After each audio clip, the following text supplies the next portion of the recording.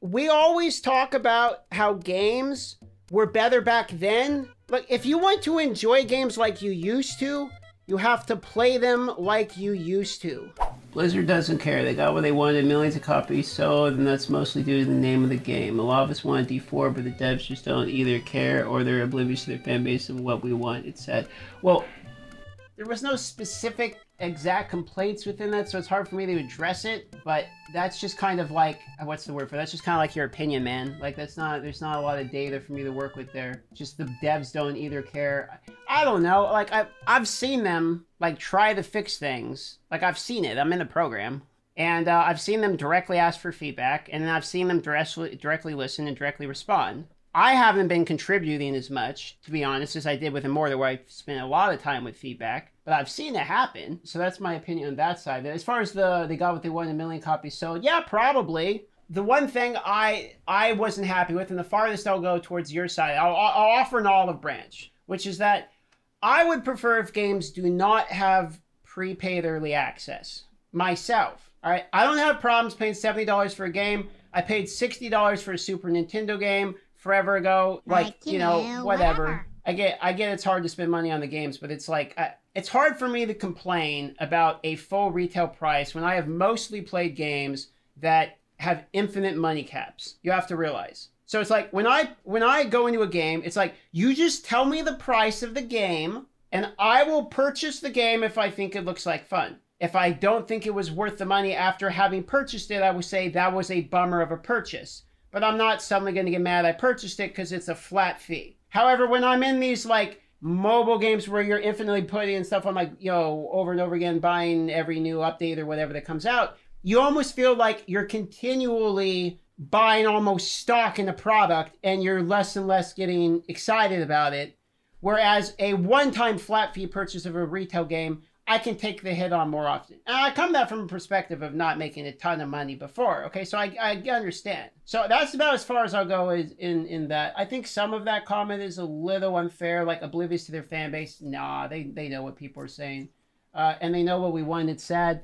I'm trying to think what you're referencing so I could give you a fair response, but mostly what I'm just going to assume you're saying the dungeon XP nerfs because I think that's what people are mad about right now. I've said my opinion on this, which is that I would rather not the best thing in the game to do is also the least enjoyable at the same time. Where it's like, I go into a dungeon, I go into a fucking party, it's a menu simulator of going into a party, going in a dungeon, grinding the dungeon, exiting the dungeon in the right row, requesting on the person, having them accept, clicking the transfer world button, hopping over.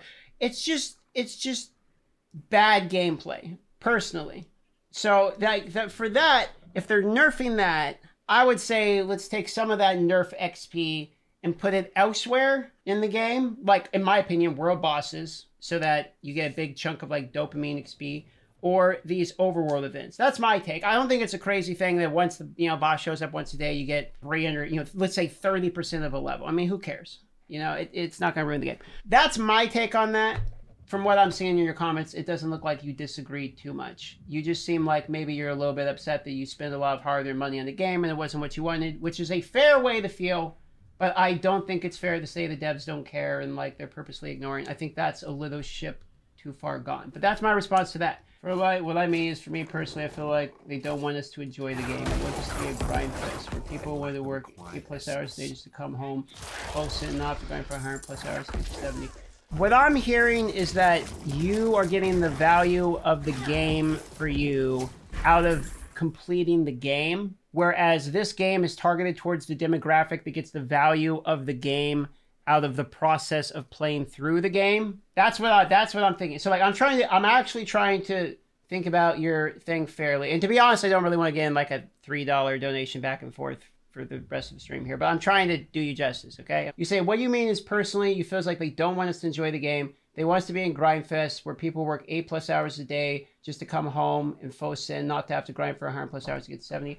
I am sensing that you are going to enjoy the game more when you feel like, I've done it, I've completed it, and you want, like, the item looting portion of, like, being maxed, and you like the maxed experience. And I'm also sensing that the company has developed this game towards a more casual audience, people who are going to play less, which actually, weirdly enough to me, seems like what you're saying you are, which is that, you know, we're people who work 8 hours a day, you come home and can't play 100 hours a day. Like, I actually think they kind of made this game for you, to be honest. I just think that you both long for the hardcore experience of, like, super being able to be at the end game without having to spend the hours to get there. But those games that are rewarding are typically only because it took those amount of hours to get there. So it's the problem is you're grieving the loss of your time to be able to play those types of games that reward that type of behavior. And you're mad about it with this game. Like, that's what I think. Because I get what you're saying,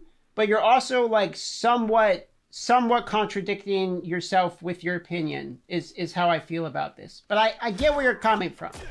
All right? And, like, it takes a long time to complete the game.